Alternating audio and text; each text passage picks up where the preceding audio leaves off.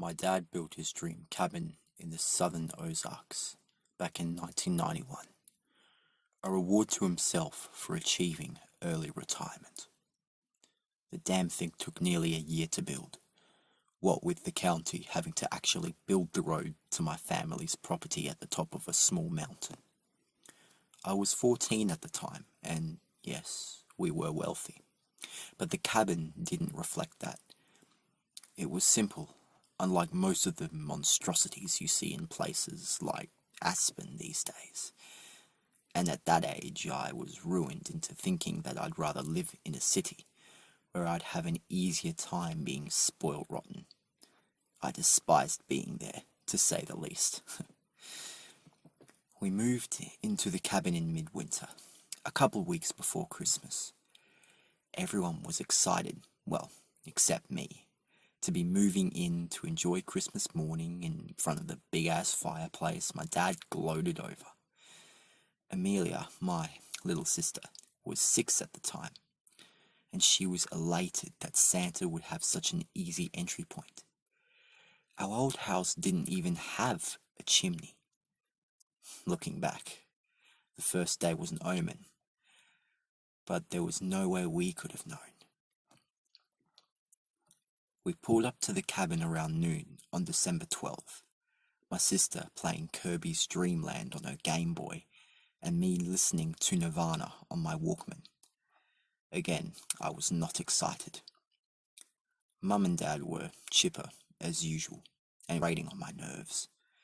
My dad wouldn't shut up about how he'd have the fireplace hooked into the central system so that all the heat would be distributed evenly throughout the house.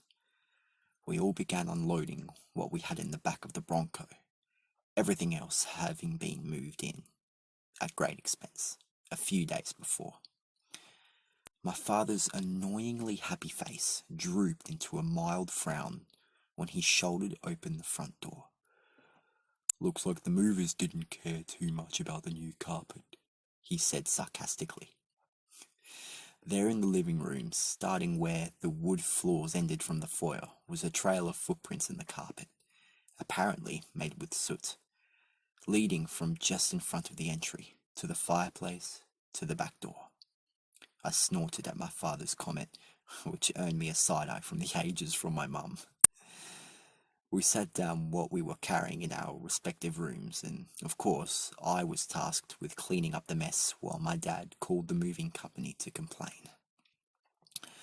While I was scrubbing and fuming, it occurred to me that if the footprints were in fact soot, that it would be hard to explain why the fireplace had already been used in a brand new cabin.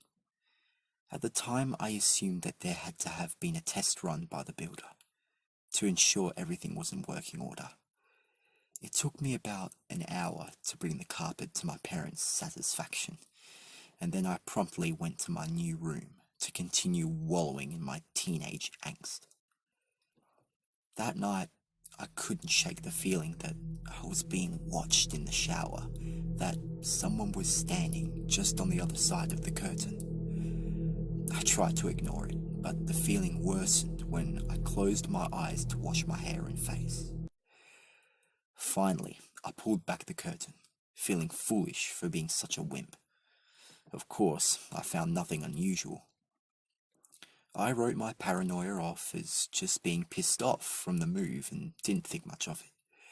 I didn't have another strange encounter for several days, but about a week after I got the shower stalker vibe, Amelia let my mum and I know about her new friend at the breakfast table.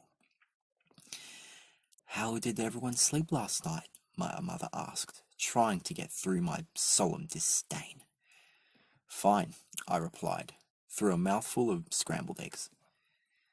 "I played with the man behind the curtains," Amelia exclaimed. "I told him that he would be in big trouble if he kept getting the rug dirty."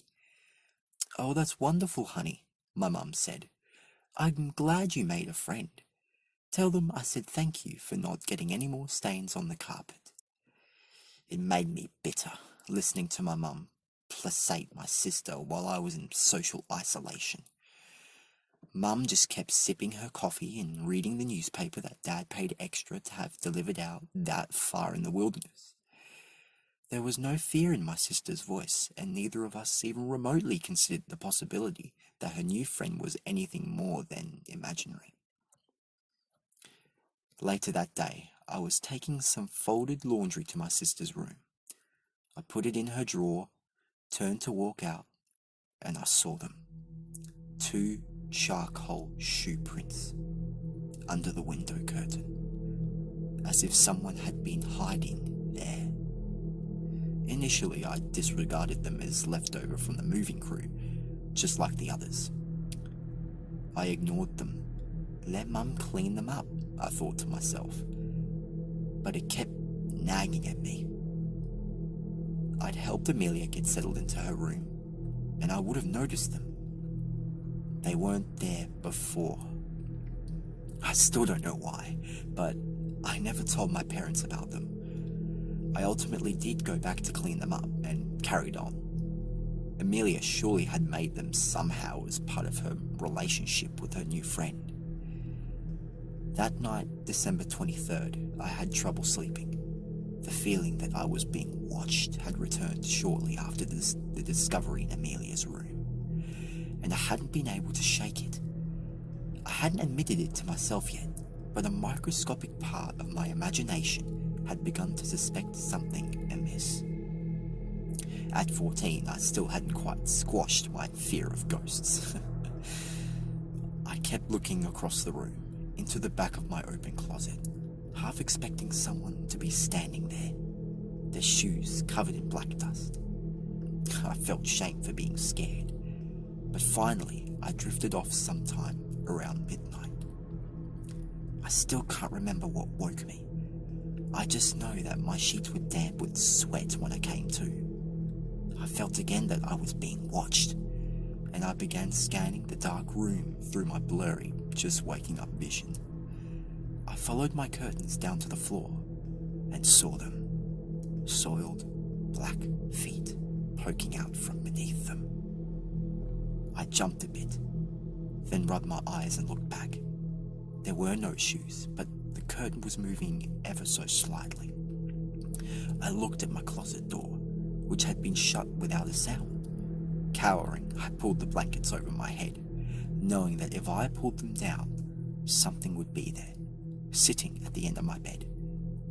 After a while, I tried to sleep but couldn't. Of course, I was blamed the next day for the dirty tracks to and from my room.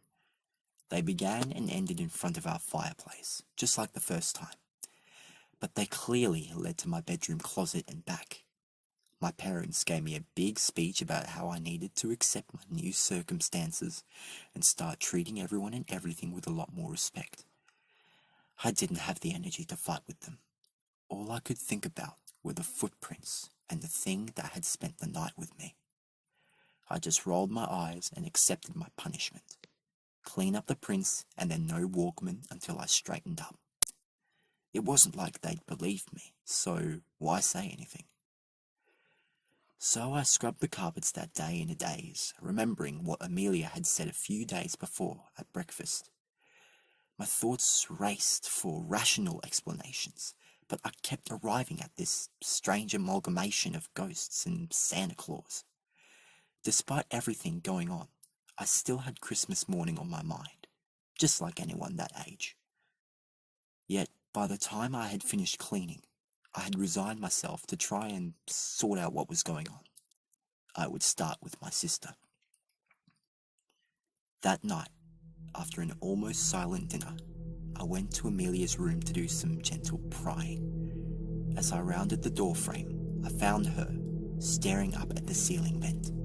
The floor around her bed was covered in that morning's newspaper. "What's all this for?" I asked, trying to remain calm despite already knowing the answer. "For the man that likes to hide in the curtains," she almost whispered. "I told him I would keep the floor clean.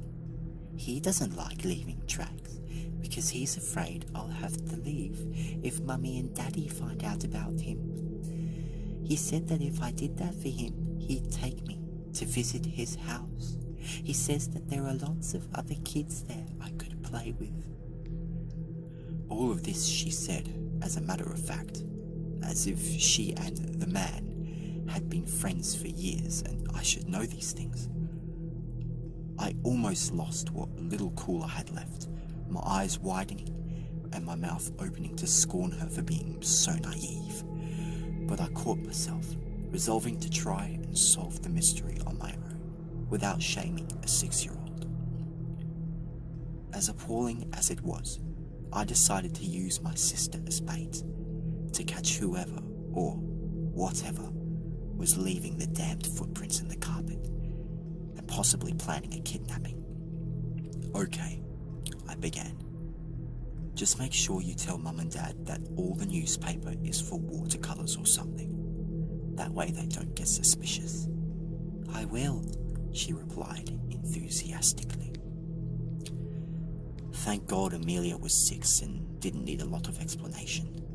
I left her room with terrified curiosity, wondering what Christmas Eve would have in store. For what seemed to be the 100th time, I lay in bed, unable to fall asleep. I watched my clock tick for seconds, minutes, hours. I knew that should anything actually arrive in Amelia's room, I'd hear the crumpling of paper. I also knew that Amelia would be awake, desperate not only for her new friend to come out, but also for the sound of sleigh bells. Just as I began to drift, sometime around 1 a.m, I heard it, the sound of rustling newspaper. I hoisted myself out of the sleeping awake twilight I was in and ejected myself from bed, too stricken with urgency to consider being quiet.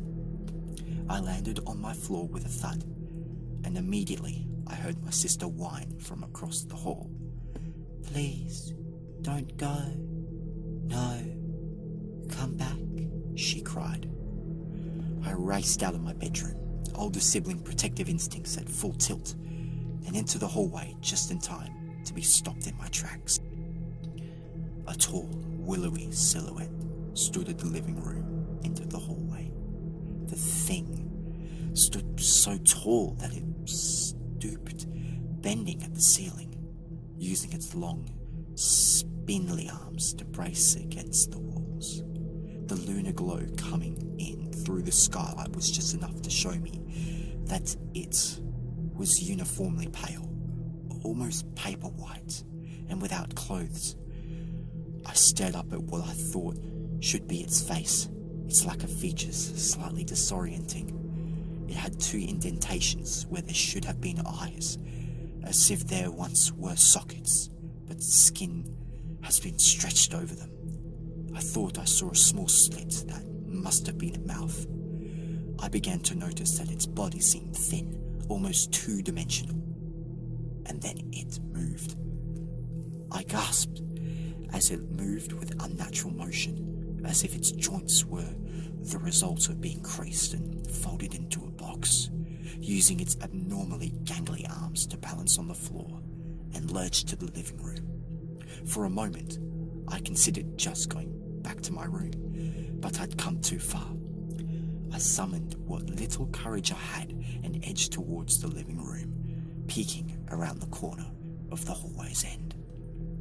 In the moonlight, I followed the trail of greyish footprints with my eyes up to the fireplace, where the twin doors in the hearth stood open. I caught a glimpse of a limb being retracted into the chimney. I just stared, not daring to move, not daring to breathe too loudly or deeply, lest it come back for me. Amelia broke me from the trance. Don't hurt him, she whispered meekly from behind me. I spun around, startled, my heart thumping in my chest. We locked eyes for a moment, me not believing what I'd seen, Amelia not comprehending why I seemed so dishevelled.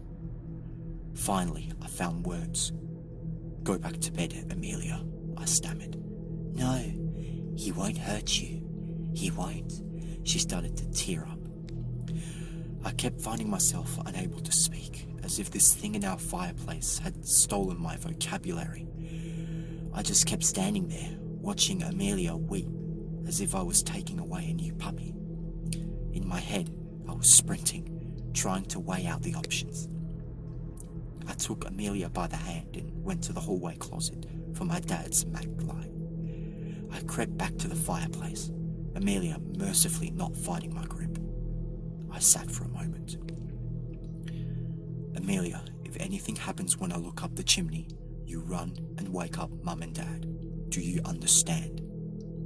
Amelia nodded. I took a deep breath and I leaned back into the fireplace as I turned on the flashlight and looked up. A sheet, white face met mine, the creature hanging upside down and craning its neck to face me. There were no eyes, but a round black hole for a mouth, gaping to reveal a seemingly bottomless oblivion. I scrambled out of the hearth and collapsed there in the floor, waiting for it to come out after me as my chest heaved, but it never did. At some point, I got up, ignoring my sister's questions and pleading as a numb, thoughtless state came over me. I took the fireplace matches, doused the carpet in lighter fluid from a kitchen cabinet, and set the carpet ablaze. That place be damned. Amelia and I never told our parents what happened, and I can't remember much of what happened in the immediate aftermath. After hundreds of hours of therapy, the only solid thing I can retrieve after looking up the chimney that horrifying Christmas morning is sitting out in the snow with my family, pulling my knees to my chest as we waited for the fire department from a distant town, Amelia wailing about her friend burning alive. By the time the fire trucks got there, the cabin had burned to the ground. None of the firemen even bothered turning on their hoses. The therapists tell my parents that I've got repressed memories as a result of being so miserably sequestered from society at a time where social development is paramount. What a bunch of bullshit. Amelia wouldn't talk to me for a long time because, from her perspective, I'd murdered her friend. A few years later, she began to comprehend. We talked, we reconciled, and we agreed never to speak of it. The fire was attributed to a likely electrical problem within the system that distributed the heat from the fireplace. I guess small-town forensic scientists don't know what accelerants look like. My parents never quite understood why Amelia was convinced that I had caused the fire when the fire department said otherwise. It strained us for a while, but eventually, I guess, they just let it go as Amelia's vivid imagination. The day after, we were allowed to sift through the smouldering rubble to try and salvage anything we could. All that we found were a set of footprints that led into the woods and didn't return to the house. We followed them, but eventually they disappeared abruptly. My parents don't know who they could have possibly belonged to, but Amelia and I do.